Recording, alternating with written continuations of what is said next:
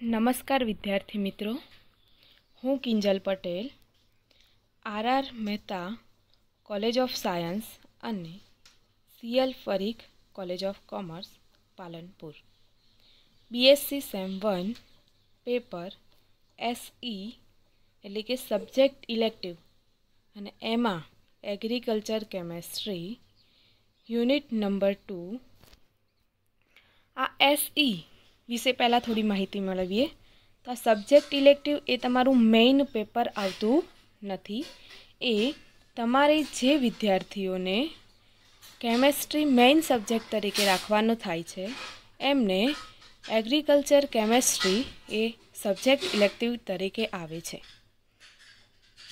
આ એગ્રીકલ્ચર કેમેસ્ટ્રીમાં વિશે થોડી વાત કરીએ તો એગ્રીકલ્ચર કેમેસ્ટ્રીમાં આપણે 2 યુનિટનો અભ્યાસ કરવાનો થાય છે. એમાં તો પહેલો યુનિટ છે ફર્ટિલાઇઝર એટલે કે ખાતરો. હાલ જુદા જુદા ખાતરો અવેલેબલ છે બજારમાં. એમાંથી અમુક ખાતરોનો યુરિયા, પોટાશ, DAP આવા ઘણા બધા ખાતરોનો અભ્યાસ કરવાનો છે. એના અંદર પાકને કયા મુખ્ય પોષક તત્વો, કયા ગૌણ પોષક તત્વોની જરૂર પડે છે, એ પોષક તત્વોની ખામી ક્યારે સર્જાય છે એટલે કે એની ઉણપને લીધે શું થાય છે, કયા પ્રકારના ફેરફાર એમાં જોવા મળે છે, એનો અભ્યાસ કરવાનો છે. જ્યારે બીજું જે યુનિટ છે એટલે કે ઇન્સેક્ટિસાઇડ, એગ્રીકલ્ચર કેમેસ્ટ્રીમાં 2 યુનિટ છે. એમાં પહેલું જે છે ફર્ટિલાઇઝર એટલે કે ખાતરો અને બીજું જે છે ઇન્સેક્ટિસાઇડ એટલે કે જંતુનાશકો. આપણે જંતુનાશકોથી પણ પરિચિત જ છીએ, પરંતુ થોડું એડવાન્સ માહિતી મેળવવાની છે. ચલો તો જંતુનાશકો વિશે વાત કરીએ તો આગળ વધીએ તો આપણે જે એગ્રીકલ્ચર કેમેસ્ટ્રી છે એમાં ફર્ટિલાઇઝર યુનિટ છે એના ટૉપિક જોઈ લઈએ અને જે બીજો યુનિટ છે એના પણ ટૉપિક જોઈ લઈએ. તો જે પહેલો યુનિટ છે ફર્ટિલાઇઝર્સ, એમાં plant nutrients, major nutrients, minor nutrients and trace nutrient એટલે કે મુખ્ય પોષક તત્વો, ગૌણ પોષક તત્વો અને સૂક્ષ્મ પોષક તત્વો. ન્યુટ્રિયન્ટ એટલે કે પોષક તત્વો, પાકને ઉપયોગી જે પોષક તત્વો છે એની ચર્ચા આમાં કરવામાં આવી છે અને એની ઉણપથી કઈ ખામી વર્તાય છે એની ચર્ચા પણ કરવામાં આવી છે. ડેફિનેશન ઓફ ફર્ટિલાઇઝર એટલે કે ખાતરોની ડેફિનેશન આપવામાં આવેલી છે. ત્યારબાદ ક્લાસિફિકેશન ઓફ ફર્ટિલાઇઝર એટલે કે ખાતરોનું વર્ગીકરણ. તો ખાતરોના પણ જુદા જુદા પ્રકારે વર્ગીકરણ થતા હોય છે. કઈ રીતે? તો કૃત્રિમ ખાતર, કુદરતી ખાતર, આવા જુદા બધા. ગાય ભેંસના જે છાણ હોય છે એ કુદરતી ખાતર, જ્યારે કૃત્રિમ ખાતર યુરિયા, DAP, પોટાશ, NPK આ બધા જે છે એ કૃત્રિમ ખાતર તરીકે ઉપયોગમાં લેવાતા હોય છે. Synthesis of nitrogen containing fertiliser NH4, SO4, CaCN2 and urea. આ જે 3 ખાતરો છે એ નાઇટ્રોજન કન્ટેનિંગ એટલે કે નાઇટ્રોજન ધરાવે છે અને એમાં એની સિન્થેસિસ જોવાની છે એટલે કે એની પ્રક્રિયા કઈ રીતે બને છે એ ચેક કરવાનું થાય છે. ત્યારબાદ synthesis of phosphorus containing fertiliser, sulphur phosphate, triple sulphur phosphate આ 2 ખાતરો છે જે ફોસ્ફેટ ધરાવતા ખાતરો છે અને એનો અભ્યાસ કરવાનો થાય છે. ત્યારબાદ અમુક મિક્સ ફર્ટિલાઇઝર, ધારો કે નાઇટ્રોજન પણ આવેલો હોય અને ફોસ્ફરસ પણ આવેલો હોય, સલ્ફર પણ આવેલો હોય, આવા ઘણા બધા જે ખાતરો છે જેના અંદર મિક્સ એલિમેન્ટ આવેલા હોય એનો પણ અભ્યાસ કરવાનો થાય છે. બરાબર? ચાલો હવે આગળ વધીએ તો એગ્રીકલ્ચર કેમેસ્ટ્રીમાં બીજો યુનિટ એટલે કે ઇન્સેક્ટિસાઇડ, જંતુનાશકો. એમાં ઇન્ટ્રોડક્શન લેવાનું છે આપણે. ઇન્ટ્રોડક્શનમાં ઇન્સેક્ટિસાઇડ કેવા છે, કોને કહેવાય છે, એનું ક્લાસિફિકેશન જોવાનું છે. ક્લાસિફિકેશન જોયા પછી ઇનઓર્ગેનિક ઇન્સેક્ટિસાઇડ, ઓર્ગેનિક ઇન્સેક્ટિસાઇડ એટલે કે અકાર્બનિક જંતુનાશકો, કાર્બનિક જંતુનાશકો, નેચરલ ઓર પ્લાન્ટ ઇન્સેક્ટિસાઇડ એટલે કે કુદરતી ઇન્સેક્ટિસાઇડ જંતુનાશકો તરીકે આપણે અભ્યાસ કરવાનો છે. અને DDT, BHC અને મેલાથિયોનની સિન્થેસિસ જોવાની છે. DDT એટલે કે ડાયક્લોરોડાયફિનાઇલ ટ્રાઇક્લોરોઇથેન. ત્યારબાદ BHC એટલે કે બેન્ઝીન હેક્સાક્લોરાઇડ. ઓકે, હવે આજે એગ્રીકલ્ચરનો આખું આ બંને ટોપિકની ચર્ચા કરી, પરંતુ તમારી પરીક્ષામાં કઈ રીતે પૂછાશે એની પણ થોડી ચર્ચા કરી લઈએ. તો પરીક્ષામાં આ જે સબ્જેક્ટ ઇલેક્ટિવ છે પેપર, એનું 50 ગુણનું પેપર આવે છે. એમાં પહેલાં જૂની સિસ્ટમ પ્રમાણે 50 માર્ક્સનું પેપર પૂરેપૂરું યુનિવર્સિટી લેતી હતી, પરંતુ હવે નવી સિસ્ટમ તમારે લાગુ પાડવાની છે અને નવી સિસ્ટમ પ્રમાણે 15 માર્ક્સ, 50માંથી 15 માર્ક્સ કોલેજ ઇન્ટરનલ તરીકે લે છે અને 35 માર્ક્સનું યુનિવર્સિટીમાંથી પેપર આવે છે. એટલે કે 35 અને 15 એમ કુલ થઈ અને 50 માર્ક્સનું તમારું આનું માર્કિંગ થાય છે. બરાબર. જે તમને ઇન્ટરનલ લેવામાં આવે છે એમાં 15 માર્ક્સમાં 2 મોટા પ્રશ્નો પૂછાય છે અને 5 MCQ પૂછવામાં આવે છે.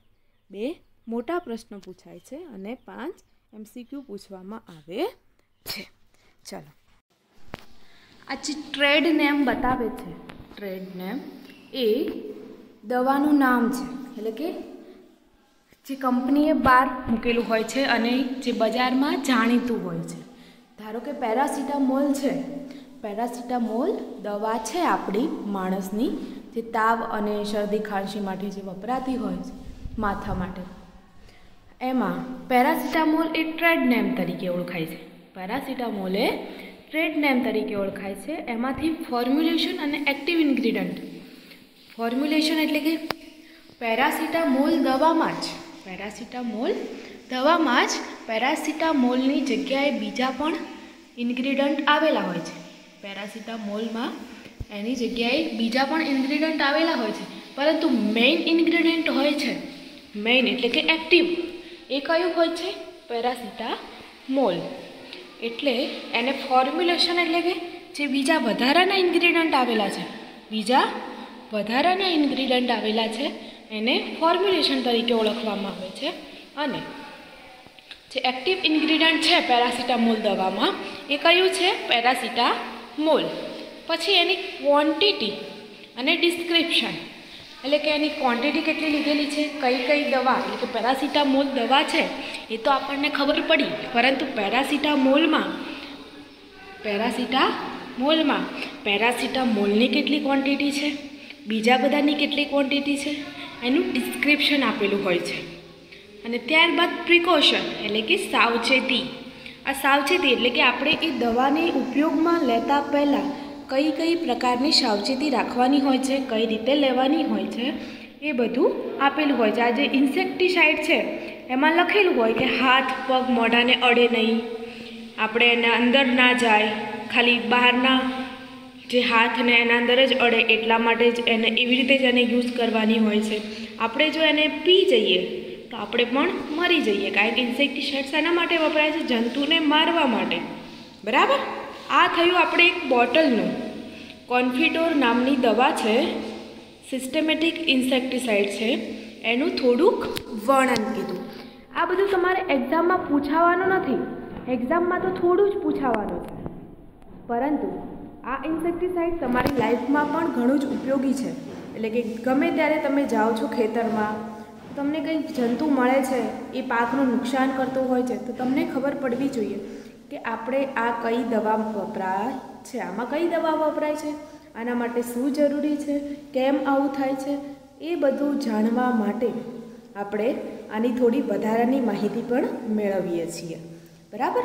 ચાલો આગળ વધીએ. તો હિસ્ટ્રી ઓફ ઇન્સેક્ટિસાઇડ યુઝ એટલે કે સૌથી પ્રથમ ઇન્સેક્ટિસાઇડનો ઉપયોગ ક્યારે થયો અને એની હિસ્ટ્રી શું છે, એટલે કે હિસ્ટ્રી શું છે એ જાણીએ. ચલો.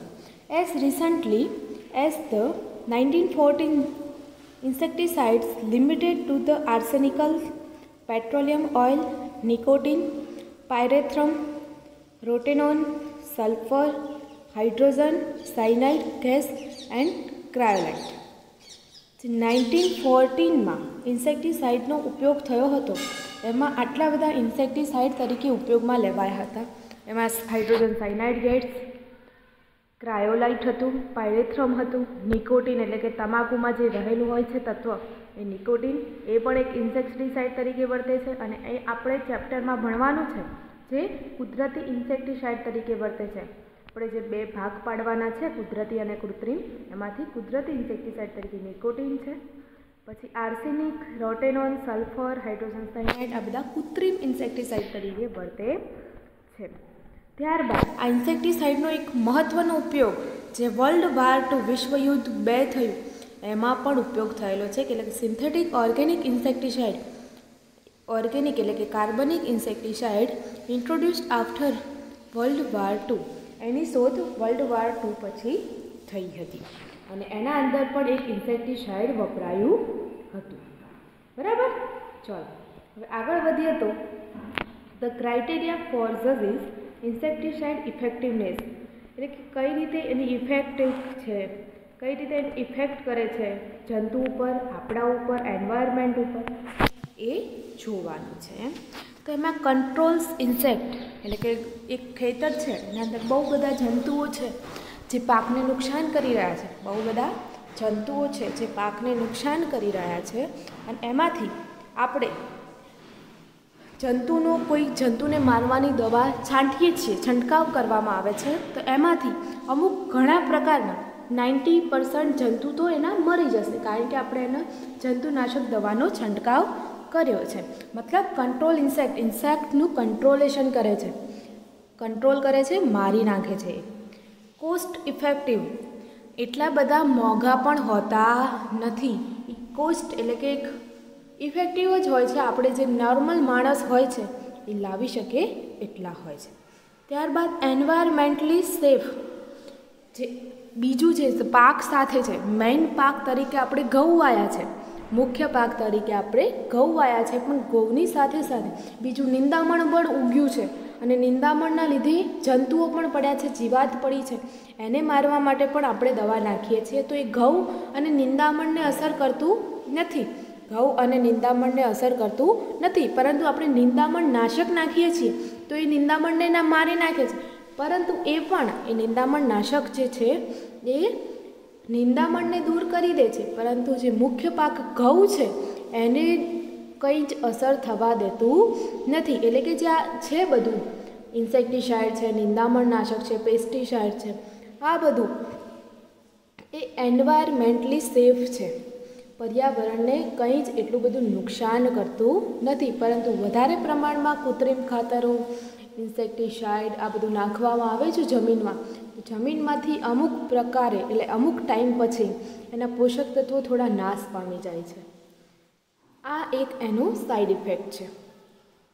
કેન બી યુઝડ સેફલી, એટલે જે આપણે ફોટો બતાવ્યો છે એમાં જુઓ એ ભાઈએ ગ્લવ્સ પહેરી અને ડાયરેક્ટ એક બોટલમાંથી એટલે કે ઇન્સેક્ટિસાઇડની બોટલમાંથી કોઈક મોટા ડોલમાં લઈ રહ્યા છે. એટલે મતલબ આને કોઈ ટચ કર્યા વગર, હાથ, પગ, આપણા શરીરને ટચ ના થાય, મોઢાને, એ રીતે સેફલી આપણે એનો ઉપયોગ કરવો પડે છે. બરાબર.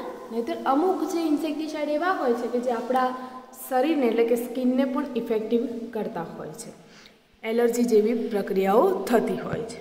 ચાલો આગળ વધીએ તો mode of action of insecticides. Mode of action એટલે કે એની એક્શન શું છે, ઇન્સેક્ટિસાઇડ કામ કઈ રીતે કરે છે એ જોવાનું છે. તો નર્વ પોઈઝન્સ, નર્વ એટલે ચેતાતંતુ, નર્વ પોઈઝન્સ એટલે કે ચેતાતંતુ. એક્સોનિક સિનેપ્ટિક એટલે કે આ જે ઇન્સેક્ટિસાઇડ હોય છે એ પોતે પોતાનું જીવન જાતે નથી ગુજારી શકતા, પરંતુ બીજાના ઉપર આધાર રાખે છે. કોઈ પણ ફળ હોય, ફૂલ હોય, એના ઉપર રહે છે અને પોતાનું જીવન એક પરોપજીવી તરીકે ગુજારે છે. પરોપજીવીથી તમે પરિચિત જ છો, જે પોતાનું જીવન જાતે ના ગુજારી શકતા હોય એને પરોપજીવી કહેવાય. બરાબર. અને જે પરોપજીવી તરીકે રહે છે એને એ નર્વ પોઈઝન્સ એ ચેતાતંતુને બેભાન કરી દે છે, થોડા બેચેન કરી દે છે. એના અંદર એક એક્સોનિક અને એક સિનેપ્ટિક પ્રોસેસ આવે છે. એમાં શું થાય છે, આપણે ધારો કે આપણી આંગળી ઉપર કંઈક આપણને કરડે છે, આંગળી ઉપર કંઈક કરડે છે, તો એ આંગળી ઉપર જે કરડે છે એના અંદરથી આપણને અસર ક્યાં પહોંચે છે, મગજમાં. ત્યારે આપણને ખબર પડે છે કે આંગળી ઉપર કંઈક કરડ્યું છે. અને આ કરડ્યું છે એ ખબર અંદર કઈ રીતે પડે છે, જે અંદર આપણા ચેતાતંતુઓ આવેલા હોય છે એ મગજને સંદેશ પહોંચાડે છે કે તમારી આંગળી ઉપર કંઈક કરડ્યું છે, અને આપણે તરત જ એ જોઈએ છીએ. આ જે પ્રોસેસ હોય છે એને સિનેપ્સિસ પ્રોસેસ કહેવામાં આવે છે. પછી મેટાબોલિક ઇન્હિબિટર. મેટાબોલિક ઇન્હિબિટર એટલે કે અમુક એવું હોય છે જે ચયાપચયની પ્રક્રિયા ઉપર પણ અસર કરતું હોય છે. આપણે ધારો કે આપણા અંદર કોઈ કરડે છે, કોઈ જંતુ કરડ્યું, આપણી ચયાપચયની પ્રક્રિયા ઉપર પણ અસર કરતું હોય છે. ત્યારબાદ મસલ પોઈઝનસ. આપણા જે મસલ્સ હોય છે એને પણ પોઈઝન્સ કરતું હોય છે.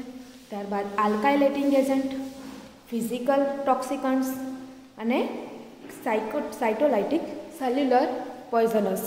એટલે કે કોઈ પણ કોષ હોય એને પણ એ પોઈઝન કરતું હોય છે. બરાબર. આ થઈ any action, mode of action, એટલે કે કઈ રીતે કામ કરે છે તે. ચાલો હવે આગળ વધીએ તો route of exposure to insecticide. એના અંદર આપણે એક સ્ટમક પોઈઝનસ અને કોન્ટેક્ટ પોઈઝનસ જોવાનું છે. એટલે કે સ્ટમકને આપણને પોઈઝનસ કરતું હોય, અને એના કોન્ટેક્ટથી આપણને ઝેર ચડતું હોય, પોઈઝન થતું હોય, એને કોન્ટેક્ટ પોઈઝનસ કહેવાશે. તો insecticide must be injected by insect from toxic effect. એટલે કે એ સ્ટમકને જ અસર કરતું હોય તો એને સ્ટમક પોઈઝનસ કહેવાશે. અને કોઈ પણ એની ટોક્સિક ઇફેક્ટ જે છે એ આપણા કોન્ટેક્ટથી થતું હોય, એ આપણને અડી જાય છે અથવા તો કોઈ પાકને અડી જાય છે, તો એનાથી પણ એ ટોક્સિક થઈ જતું હોય છે અને નાશ પામતું હોય છે. બરાબર. ચાલો આ તો બધું આપણે વધારાની માહિતી મેળવી કે એનું ક્રિયાવિધિ શું છે, એની હિસ્ટ્રી શું છે, એના અંદર શું શું આવેલું છે, એમાં જેની બોટલ આવે છે એની અંદર શું કહેવાય છે, ટ્રેડ નેમ શું છે, ફોર્મ્યુલેશન શું છે, પ્રિકોશન શું છે. આ બધી આપણે વધારાની માહિતી મેળવી, કારણ કે આપણને ખબર હોવી જોઈએ જંતુનાશક આવે છે એ આપણી લાઈફમાં પણ ગમે ત્યારે ઉપયોગમાં આવવાનું જ છે. એટલે આપણે એની થોડી વધારાની માહિતી મેળવવી જરૂરી બને છે. બરાબર. ચલો હવે તમારું જે પાઠનું જે છે એ ચાલુ થાય છે. આપણે જોઈએ ત્યારે એની પ્રસ્તાવના છે. જંતુનાશકોને એવા રસાયણો તરીકે વ્યાખ્યાયિત કરવામાં આવે છે કે જેઓ જંતુઓની પજવણી કે તેના દ્વારા થતા નુકસાનનું નિયમન કરવામાં ઉપયોગમાં આવતા હોય.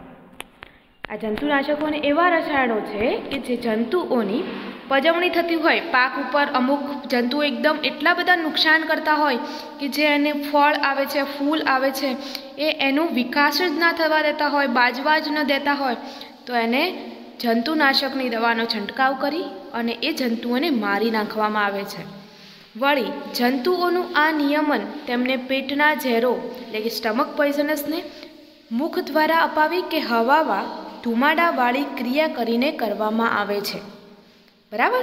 હવે આજે આપણે સ્ટમક પોઈઝનસ આગળ પણ જોઈ ગયા અને કોન્ટેક્ટ પોઈઝનસ, બે પોઈઝનસ જોઈ ગયા. તો આ જે નિયમન છે જંતુઓનું નિયમન, એ કાં તો એને પેટના ઝેરો દ્વારા ને મુખ દ્વારા અપાવી, એટલે કે એ ખાય, કોઈ પણ વસ્તુ ખાય છે એના ઉપર આપણે એને નાખીએ તો એ શું થાય, મરી જાય. અને ત્યારબાદ હવામાં ધુમાડાવાળી ક્રિયા કરીને, અમુક જંતુનાશકો એવા હોય કે જે પેટના ઝેરોથી ના મરતા હોય, પરંતુ અમુક કોઈ કોન્ટેક્ટથી પણ મરતા હોય, એર સર્ક્યુલેશન થાય છે એમાં હવામાં કોઈ ધુમાડો એવો કરવામાં આવે તો પણ મરી જતા હોય. આપણે ધારો કે મચ્છર છે એને લીમડાવાળો ધુમાડો કરીએ, લીમડાના લીલા પાનવાળો ધુમાડો કરીએ છીએ તો એ મરી જતા હોય છે મચ્છર. એવી જ રીતે અમુક ઇન્સેક્ટિસાઇડ્સ એવા હોય છે કે હવામાં કંઈક ધુમાડાવાળી ક્રિયા કરવામાં આવે તો પણ એ મરી જતા હોય. આ રીતે એનું નિયમન કરવામાં આવે છે.